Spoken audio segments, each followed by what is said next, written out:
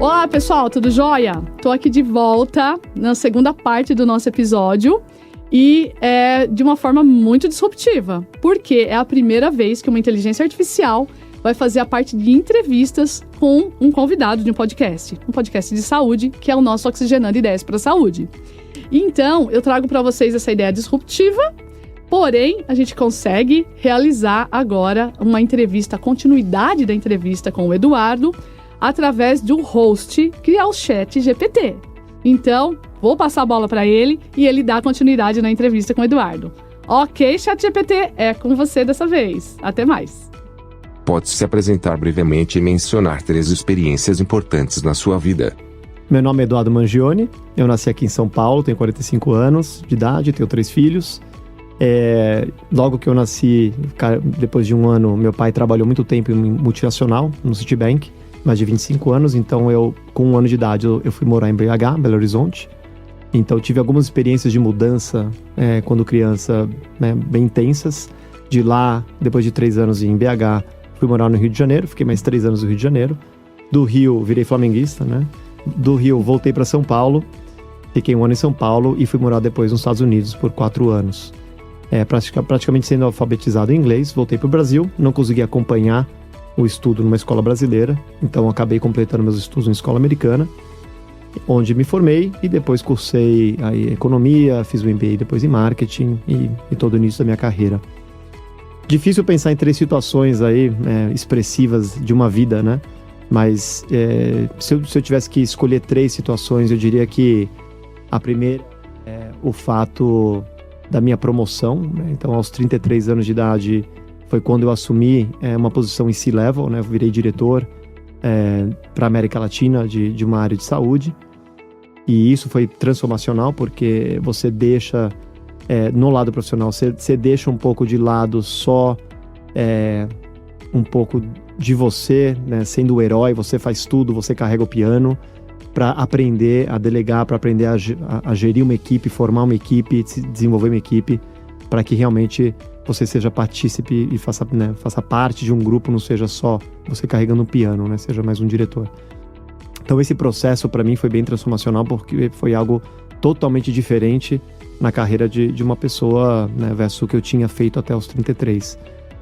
O segundo momento, é claro, filhos, não tem jeito, né? Quando a gente tem filhos, transforma a nossa vida.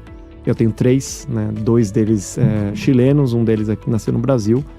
E filhos é uma coisa que muda completamente a sua perspectiva de vida, a maneira que a gente enxerga as coisas, nossas ambições. Realmente é transformador.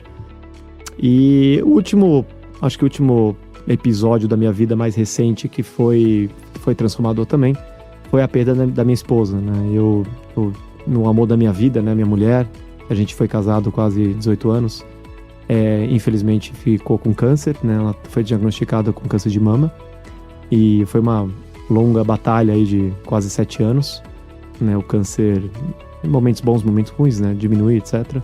Mas infelizmente uma batalha que poucos conseguem ganhar, poucos conseguem vencer. Então há 1 ano e meio atrás eu perdi minha esposa e, né, fiquei com uma triste realidade de ter que redesenhar, reinventar minha vida, né, e com uma responsabilidade de 3 filhos, né? Então, é claro que é um evento na nossa vida e que muita gente passa, né? Hoje eu já enxergo de maneira diferente. Não sou uma vítima de uma coisa específica, de um acaso, mas é claro, para minha trajetória, é algo que marcou e é algo que me transformou. Qual foi o seu primeiro trabalho? E em qual setor você trabalhou? Eu comecei trabalhando desde os 19 anos de idade, 18 para 19, né? Então eu comecei na AmCham, na Câmara Americana de Comércio. Era um trabalho de vendas e acabei fazendo esse trabalho aí por 6 meses. Depois fiquei mais 6 meses como um líder aí da área que eu estava trabalhando. Mas eu não me identificava exatamente com vendas. Então depois desse período eu saí, entrei num banco, né? Na época era o Banco Sudamérica, que foi comprado pelo Itaú. Fiquei mais ou menos 1 ano no banco, também na parte de corporate banking. Também não me agradou muito, não era algo que eu achava que eu tinha muito perfil, mas eu tinha que tirar essa dúvida, porque eu tinha uma família inteira que trabalhava em banco, meu irmão, meu pai até hoje, né, trabalham e tal. Depois desse período, no final desse período do banco, eu comecei a estudar muito internet. Isso era no ano 2000, mais ou menos. E, juntamente com mais 2 amigos, eu fiz um plano de negócios, conseguimos captar um investimento naquela época e abrimos uma empresa de internet e já começamos a desenvolver um software que naquela época viria, né, a ser chamado depois de retargeting. Então era um software que analisava comportamento do consumidor, principalmente em portais de busca, nas próprias buscas, para que a gente depois conseguisse retroalimentar anúncios segmentados. Então, por exemplo, alguém procurou carro, depois eu vendia um anúncio para Ford, para GM, com um anúncio de carro. Era bem básico, bem primordial, que hoje é muito comum. Naquela época era bem disruptivo. Demorou mais ou menos 1 ano e meio para o software ficar pronto, mas justamente na sua finalização houve uma explosão de bolha desse mercado de internet, né? E aí ninguém queria nem atender o telefone naquela época, nem receber para falar sobre .com, sobre internet. Então, não deu muito certo, mas a gente conseguiu passar a tecnologia adiante. Não ganhei dinheiro, não fiquei milionário. E de lá eu acabei indo para uma consultoria, fiquei mais um período numa consultoria, e da consultoria ingressei na Procter & Gamble, na P&G, que é uma multinacional, a maior multinacional de bens de consumo do mundo. Eu acabei passando aí boa parte da minha carreira, quase 14 anos, trilhando algumas experiências diferentes aí na P&G. O que o motivou a entrar na área da saúde? E quando isso aconteceu? A minha experiência com a área de saúde veio na P&G, né? Então eu acabei entrando na Procter & Gamble para cuidar de medicamentos, né? A P&G, ela tem medicamentos mais na área de OTC, que são over the counter, são aqueles medicamentos que você não precisa de uma receita médica, uma prescrição para comprar. E acabei me interessando muito por esse negócio. Minha primeira marca que eu assumi foi Hipogloss. Logo depois eu peguei Vick e Metamocil, que são marcas bem famosas, né, nessa área. E realmente fui aprendendo, né, o que é o marketing, o que é a gestão de marca e tal. Mas eu gostei muito da particularidade da saúde, né, que trazia um ingrediente diferente. Por quê? Porque não era marketing puro, né, não posso fazer qualquer coisa, não tem limite. A gente tem uma coisa que chama regulatório, né, quando a gente trabalha com saúde. E o regulatório, ele traz uma série de guardrails, né, que a gente chama, que são barreiras onde você pode ou não, né, anunciar, falar da marca, etc. Então, não era tão simples, todos os anúncios eram aprovados pela área regulatória, tinha que passar pela área regulatória, a área jurídica também, né, para que a gente conseguisse, né, fazer um trabalho legal. E tinha desafios enormes, né? Quando você tem restrições maiores, você tende a ser mais criativo, né? Porque você precisa sair e dar um jeito de passar a sua mensagem de maneira efetiva, maneira relevante, né, e que toque o coração e a mente de um consumidor, mas com algumas restrições no caminho. Então a gente conseguia fazer muita coisa diferente, bacana, e acabava virando referência e case até dentro da P&G, muitas vezes, por realmente trilhar um caminho aí que não é fácil, não é tão conhecido como os outros caminhos de marca, né? Como sua experiência de trabalhar fora do Brasil por mais de 10 anos contribuiu para a sua carreira? Boa pergunta. Então, depois de 2 anos e pouco aqui no Brasil pela P&G, né, eu fui oferecido uma posição para assumir uma vaga na Venezuela. Na época, muitos amigos meus até brincavam, pô, mas você fez alguma coisa de errado na empresa, tá indo para Venezuela, tanto lugar para ir, né? Mas era a sede da P&G em um lugar maravilhoso, com pessoas maravilhosas, um povo espetacular, né? E acabei ficando lá com uma experiência muito rica de 2 anos e meio, né? Onde eu toquei toda uma área de papel, né? Que incluía papel higiênico, papel toalha, etc.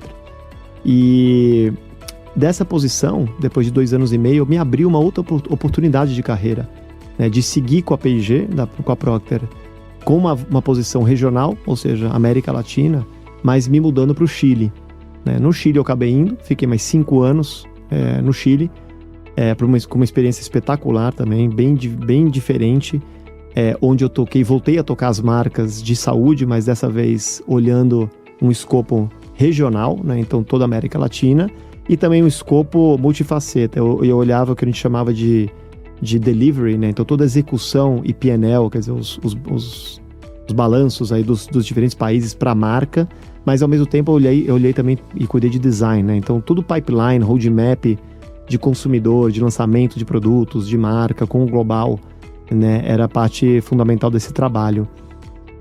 Com esse trabalho e com os resultados, né, vieram mais oportunidades internacionais. Então, daí, né, a P&G me convidou para ir para o Panamá, né, passar um tempo, né, assumindo a diretoria já aí da área de saúde para a América Latina, onde eu passei a ter esse cargo por mais 2 anos, né, e alguns meses, tocando todo esse business na América Latina, já com, obviamente, outro nível de senioridade, outro nível de responsabilidade, né, mas sem dúvida nenhuma, você ter a flexibilidade de aceitar diferentes desafios, né, contribui muito com o crescimento de carreira, porque uma das coisas que se busca muito, né, num profissional, sem dúvida, é um profissional que tem resiliência, que queira aprender, né, que tem flexibilidade, tem jogo de cintura. O brasileiro tem muito isso, né, e eu acho que para eu realmente galgar a escada que eu galguei na minha carreira, sem dúvida nenhuma, ter aceitado desafios internacionais foi algo que fez uma baita diferença.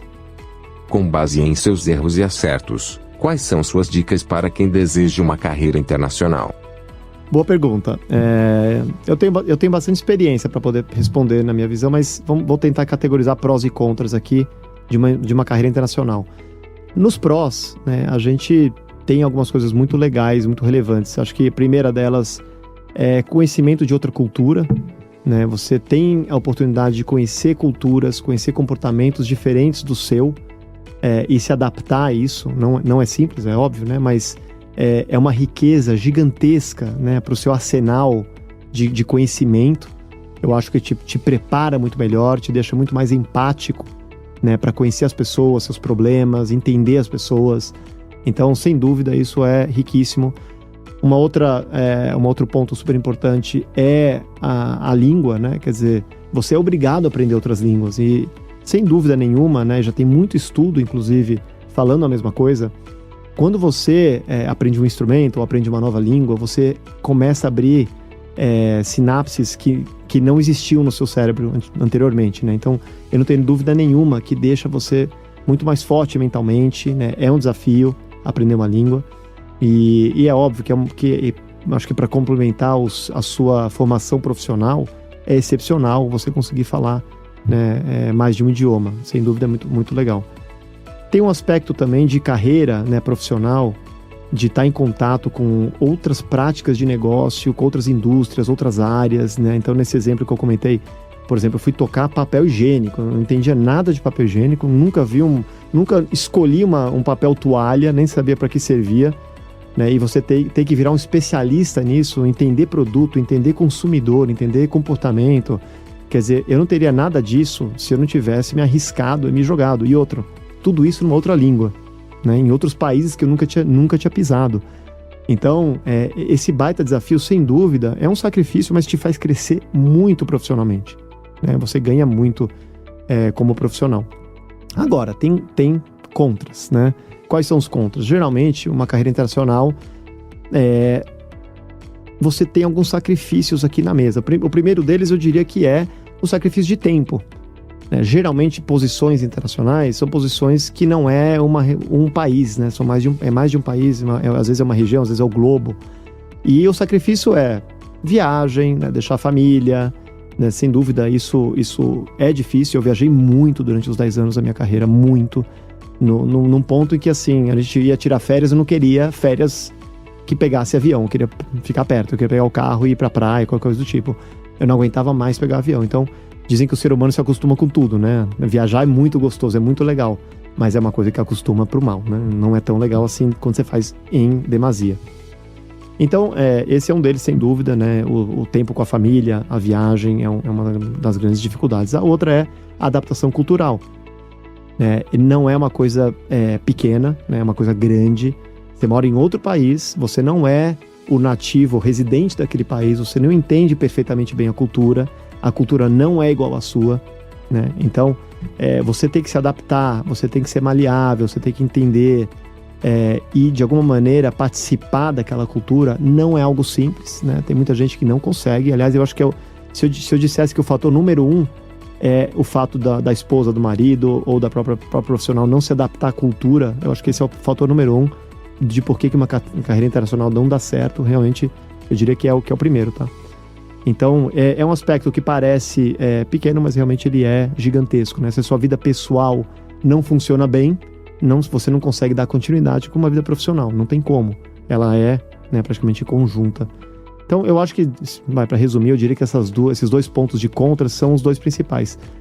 Resumindo, de qualquer jeito, eu recomendo para todo mundo que tiver a oportunidade de perseguir uma carreira internacional. Eu acho que é espetacular. Para mim, pessoalmente, teve um crescimento, um ganho brutal, né? Brutal, como pessoa, como profissional, que eu não teria se eu tivesse ficado só no Brasil. Mas, por outro lado, sem dúvida, né, criei casca, teve uma resiliência fora do comum, porque passei, óbvio, por muitas situações difíceis também, morando fora do Brasil.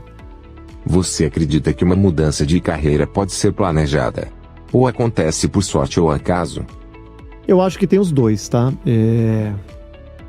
Existem momentos na carreira que a gente não se adapta àquele tipo de trabalho. Eu falei vários aqui no comecinho, né? Quer dizer, antes de eu entrar em marketing e gestão, eu passei por, acho que 5, 6 áreas diferentes, tipos de empresas diferentes. Quer dizer, eu fiz muita coisa na vida já. E então, assim, natural que houve, no começo da carreira principalmente, houve muita troca, né? Até para você se estabelecer. Não quer dizer que depois, na sua carreira, você não possa trocar. Você sempre pode trocar de carreira. O que eu acho super importante para isso, então aí sim, é você estar bem preparado, né, para qualquer coisa. Então, pode acontecer por acaso? Pode, né? Amanhã você é convidado para assumir uma área que você não entende muita coisa, mas você aos poucos, né, estuda, aprende e rapidamente se torna um especialista, né? Isso acontece. A outra maneira é você planejar uma mudança. E para planejar uma mudança, eu acho que é fundamental o que a gente chama de self-assessment, né? Ou self-awareness. Quer dizer, se você se conhece bem, eu acho que é fundamental você tentar se conhecer muito bem, conhecer melhor. O que eu faço de melhor? Quais são meus talentos, meus atributos que as pessoas elogiam ou que talvez eu faça melhor do que a média? Provavelmente a sua carreira, né, e aonde você vai se dar melhor, vai ser nesse caminho. E então, assim, eu acho que esse autoconhecimento, e tem muito jeito de você buscar o autoconhecimento, mas ele é fundamental para a mudança, né? E depois, é óbvio, uma conversa com mentores, com pessoas de outras indústrias, de outras áreas, ou daquilo que você almeja fazer ou trocar, fundamental, para que você possa também se preparar. E se preparar significa, sim, estudar, significa, de repente, fazer cursos, tirar horas que seriam horas vagas para se dedicar, né? Então, de novo, eu volto para aquela mesmo ditado que eu falei no comecinho, né? Sem sacrifício, você não consegue as coisas na vida. Sem sair da zona de conforto, sem ter a dor, a gente não cresce como ser humano, como profissional. Então não adianta só uma troca de carreira pela troca. Sem o preparo, as chances de sucesso que você terá serão baixas. Com base em sua ampla experiência em e-commerce, como você desenvolveu sua experiência no varejo? E como foi integrar tudo na jornada do cliente? Esse capítulo de varejo é muito legal, né? Então deixa eu começar mostrando como que eu saí da indústria para o varejo, depois de quase 14 anos na P&G, né? Numa indústria. Os últimos 2 anos eu assumi o canal de e-commerce para a América Latina, né? Então esse foi um período em que eu passei um tempinho nos Estados Unidos para aprender as melhores práticas de comércio eletrônico, do que estava fazendo na P&G no mundo inteiro, em diferentes regiões, com diferentes varejistas, testes, MVPs e tal, e criou-se um tamanho conhecimento que virou até uma metodologia da P&G naquela época para aplicar e-commerce, para desenvolver os varejistas. Quando eu voltei para o Brasil, eu comecei a praticar isso pela América Latina, então eu sentava com os varejistas, né, com uma metodologia muito específica de e-commerce, que era o que a gente chamava de 4Cs naquela época, né? Obviamente isso vai evoluindo e vai mudando, depois ele foi para outro tipo de sigla, mas o intuito, quer dizer, o centro dessa metodologia não mudou, né? Que é começar com uma pirâmide, como se fosse uma pirâmide. Se eu começar com a base, os fundamentos, que a gente chama catch, né? Que é encontrar, buscar aquele consumidor, né? Que teria interesse em comprar. Então aí a gente fala de canais de mídia, né, segmentação, uma série de temas que entraria nessa primeira etapa do funil. Depois é connect, né? Então como é que eu conecto aquele consumidor que eu já trouxe para o meu site, vou falar como varejista, né, do varejo, como eu conecto ele facilmente com a minha marca? E aqui tem N atributos que a gente olhava naquela época, como busca, um atributo super básico, quer dizer, como que aquele consumidor consegue chegar na minha marca, né? Na sua jornada, na sua experiência de compra?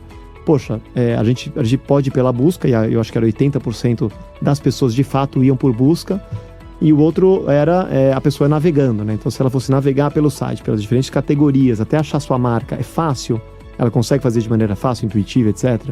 Então, a gente analisava tudo isso, porque tudo isso contribuía, né? Tudo que eu falo da metodologia, óbvio, contribui com vendas, né? Com conversão.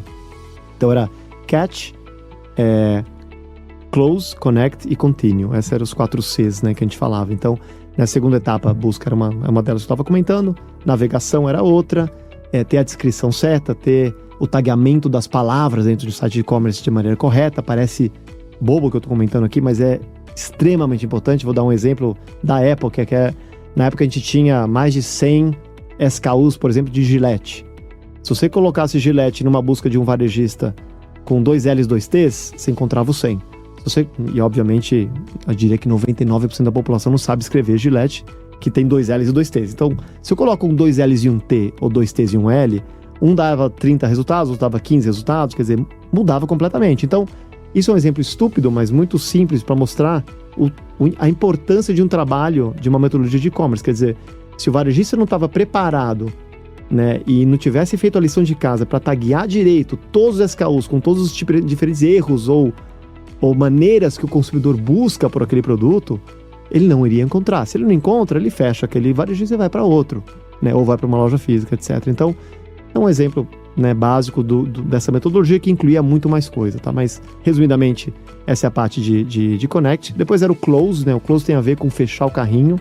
Como que eu consigo fazer ele navegar bem pela marca, entender que tem toda a informação que ele precisa daquela marca. Então, um exemplo super claro aqui, por exemplo, a gente fazia com fralda, que era uma etapa onde a mãe ia comprar fralda, ela entrava na fralda, na hora de comprar, ela tinha 2 dúvidas grandes ali, e muito varejista não tinha, que era, qual que é a diferença dessa fralda roxa versus a fralda vermelha? E essa dúvida fazia com que ela saísse do site, né? Talvez pesquisasse, depois comprasse em outro lugar, ou esquecia, e a gente, né, infelizmente, afetava a conversão. Então a gente começou a criar maneiras de ter mais conteúdo rico na página de produto, onde ela conseguia, de maneira muito simples, navegar pelas diferenças das fraldas, das versões, etc. E ela não precisava sair daquela página. Outro exemplo, ela não tinha certeza do tamanho da fralda, né? O bebê cresce muito rápido, né? E tem tamanhos diferentes de fralda, né? De 3 meses, de 6 meses, de 8 meses. Quer dizer, vai crescendo junto. A mãe muitas vezes tem dúvida. Então, com aquele peso, com aquela idade e tal, qual a melhor fralda? Então a gente criou de uma ferramenta, um conteúdo que facilmente ela, sem sair da página, conseguia acessar o tamanho da fralda e tal. E parece uma nuance pequena, mas é muito importante. Ela ali já conseguia fazer a compra dela. Já colocava no carrinho. No carrinho tem outras particularidades ali que a gente trabalhava também, como preço, frete, né, tempo de entrega, etc., que influenciam a conversão, né, mas facilitavam, se bem trabalhados, ela levar aquilo até o final. Quando você chegava no topo da pirâmide, quer dizer, dessa jornada, né, de compra, que é uma jornada complexa, rica, gigante, você tinha toda a parte que a gente chama de recorrência, né? Então, lealdade. Como eu faço esse consumidor voltar para a minha loja? Mas o que acontece? Por que eu contei toda essa metodologia, toda essa história? Porque a gente chegava muito no varejista e ele falava, poxa, eu quero abrir um plano de assinatura de fralda. E a gente falava, poxa, mas vamos entender um pouquinho primeiro só como que está o seu desenvolvimento em fralda para a gente falar do plano. Quer dizer, aí a gente olhava, a busca estava tudo errado, ele não tinha as imagens corretas no site, a mulher não conseguia, quer dizer, uma consumidora não conseguia achar facilmente a fralda, né, para comprar. Então, tinha N etapas, né, que é muito mais lógico a pessoa seguir com uma metodologia, para depois, no final, quer dizer, aí sim ela vai se preocupar com recorrência. Isso não é a maior preocupação no momento. A maior preocupação, isso é um fato, é de que 90% das pessoas que entravam no site, 95%, 99%, às vezes, dependia do site, navegavam e não compravam. Então, a gente tinha um problema muito mais atrás do que uma recorrência. Então, é um pouquinho do trabalho que eu comecei a fazer e que me levou a ter um olhar muito forte para varejo, muito mais dinâmico, muito mais rápido. O varejo, ele não espera, né? O varejo é dia a dia. Todo dia parece que é uma empresa nova, é um dia novo, tem metas de venda nova, quer dizer, tudo começa de novo.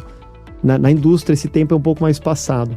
Então aí cresceu meu interesse pelo varejo, quer dizer, eu fiz uma carreira depois de 7 anos no varejo, eu assumi como CEO de uma startup de médio porte, que era a primeira farmácia, né, a vender só pelo e-commerce no Brasil.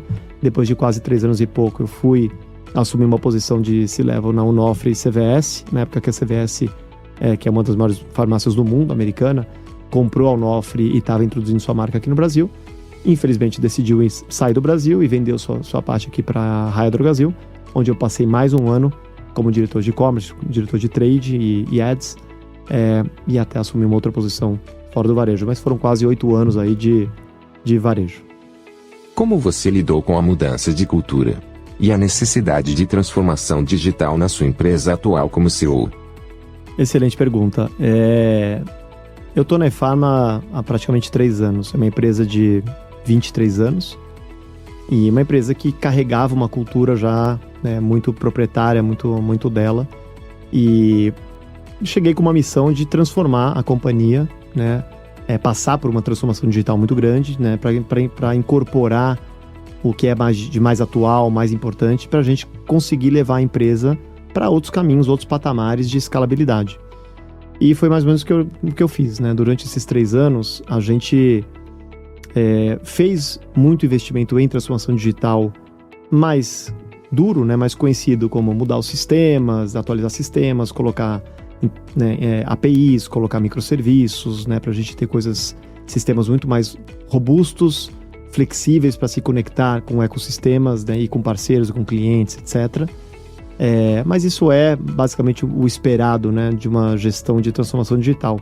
Tem uma segunda parte muito importante da transformação que tem a ver com cultura, né, que tem a ver com pessoas, né? Nós somos uma empresa de quase 500 funcionários, é uma empresa já de médio porte importante, em que a gente se propõe a entregar serviços de altíssima qualidade para clientes extremamente exigentes, tá? E para isso, para tanto, né, a gente precisa ter pessoas muito bem preparadas, pessoas com perfil muito específico, né, que estejam atualizadas, engajadas, né, e que elas próprias incorporem inovação, incorporem tudo que há de novo, e que entendam toda a transformação que a gente passou nos últimos 5, 10 anos, né, e que continuamos passando pela frente. Então, aqui tinha 2 opções, né? A gente poderia mandar todo mundo embora, começar do zero, né? Ou a gente podia investir nas pessoas, né? E realmente trazer esse conhecimento, né? Premiar esse conhecimento. Então a gente acabou construindo uma cultura na eFarma muito, muito legal, muito diferente, em que a gente descentralizou muito, né? É quase como inverter a pirâmide mesmo, né? O empoderamento das pessoas aqui foi muito importante para que elas fossem autoras do seu próprio destino. A gente investiu muito em capacitação, né? Então a gente trouxe cursos de reskilling, de upskilling, para que as pessoas pudessem entender as áreas que elas tinham que entender melhor, aprender. Então, um exemplo prático, a gente opera há mais de 2 anos e meio com metodologias ágeis pela empresa inteira, né, em formatos de squads, etc. Então, para quem nunca trabalhou num formato de um squad, não saber o que é um Scrum, como que funciona o Agile, e processos aí criativos, Design Thinking, ou como que são as dailies, ou etc. Quer dizer, quem nunca trabalhou com isso, para começar a trabalhar amanhã, é diferente. Quer dizer, um outro tipo de trabalho, uma outra proposta. Trabalhar com OKRs, que são trimestrais, já não são metas anuais, né, que deixa uma dinâmica muito mais ágil na empresa, de fato, de pequenas entregas, MVPs, essa cultura de Open-End Innovation, de se conectar para fora também, porque a gente não tem todas as respostas, a gente não tem todas as inovações. Todas essas etapas de transformação de um profissional e de um método de trabalho não são simples e não são imediatos. Então, houve aí sim investimentos enormes durante 2 anos, 2, 3 anos, a gente continua investindo para que as pessoas se atualizassem e tomassem as rédeas. E eu vou falar, sem dúvida nenhuma, isso teve um resultado espetacular. Não só a gente criou uma nova cultura na companhia, né, uma cultura de resultado, uma cultura de mudança, de transformação, de inovação, como a gente teve resultados espetaculares nos últimos 3 anos. Não só resultados financeiros, mas de conquistas de novos clientes, né? Ano passado a gente bateu um recorde de conquistas de novos clientes na empresa. A gente acabou criando uma cultura muito inclusiva, muito diversa, abraçamos causas de ESG muito transparentes, né? Inclusive criamos um site até para isso hoje, em que tem as nossas principais métricas, né, sendo seguidas nos próximos 5 anos, até 2025 aí, na verdade, para uma série de fatores onde a gente quer levar a companhia para uma companhia realmente de alto perfil, uma companhia sustentável, uma companhia com alta governança. A gente acabou renovando muitas qualificações da companhia, então hoje a gente tem a SOC 3 tipo 3, SOC 3 tipo 2, que é uma certificação super forte e difícil de tirar, né, sobre os nossos números, nossos dados, né, a confiabilidade desses dados, que é algo importante. A gente virou uma empresa Great Place to Work, com muito orgulho, quer dizer, reconhecido pelos colaboradores, né, como uma empresa inclusiva, uma empresa legal de trabalhar, uma empresa que você recomendaria para o seu amigo, para o seu parente. A gente está entre as 5 melhores empresas para trabalhar em Barueri, né, e a gente foi eleito faz um mês, muito bacana também, uma das 10 melhores empresas no Brasil para mulheres trabalhar. Tá? Então, aqui são algumas das conquistas, né, que a gente vem galgando aqui, né, e recebendo, né, de um trabalho, né, que foi, né, que começou a ser feito há 3 anos atrás para cá, mas que tinha por meta, por objetivo, realmente a gente transformar uma empresa de serviço, trazendo ela, né, para a atualidade, incorporando ferramentas, né, muito mais fortes, muito mais relevantes, atuais aí de gestão, né, trazendo mudanças significativas nos nossos produtos e serviços, né, que hoje são de ponta, com cabeças muito fortes e, óbvio, investindo muito em talento, né? A gente tem hoje um grupo extremamente talentoso na ePharma, que é o que eu acho que faz total diferença, e aí eu desafio qualquer um a realmente conversar com o nosso grupo de gestão, né, que são líderes espetaculares aí, cada um na sua área, realmente atuando com uma autoridade de conhecimento, né, fazendo cursos e se atualizando muito frequentemente para trazer o melhor aí para o mercado.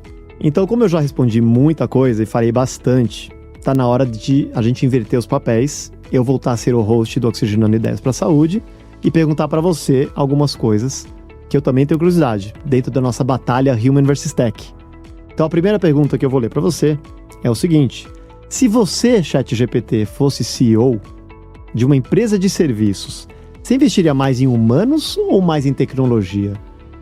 Eu investiria em ambos. Acredito que a melhor estratégia para qualquer empresa é encontrar o equilíbrio certo entre investimentos em tecnologia e em recursos humanos.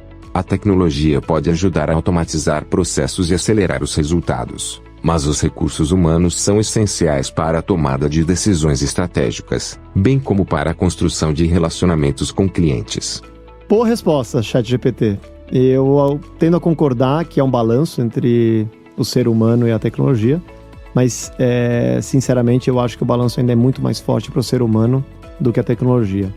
Um pouquinho do que eu comentei antes, né? A gente precisa preparar os seres humanos para poder incorporar as tecnologias, e não ao contrário. Mas como segunda pergunta, eu queria te fazer o que é ter saúde para você? Como que você pode dar dicas para mais qualidade de vida? Ter saúde é ter bem-estar tanto físico quanto mental, ter um equilíbrio entre o corpo e a mente. Para ter mais qualidade de vida, as principais dicas são: praticar atividade física regularmente, manter uma alimentação saudável com alimentos nutritivos e ricos em nutrientes, descansar regularmente, beber água, praticar meditação, desenvolver e manter boas relações sociais, cuidar do seu ambiente, praticar técnicas de controle de estresse como a respiração profunda, yoga e tai chi. E procurar ajuda profissional caso sinta necessidade. Excelentes dicas, ChatGPT. Vou até incorporar algumas dessas dicas aqui na minha vida, no meu lifestyle também. E pra gente finalizar, eu queria te fazer uma pergunta bem polêmica para entender o seu raciocínio, como que você tá pensando. Mas o que você acha do casamento entre humanos e robôs? A gente comentou isso no primeiro bloco um pouquinho.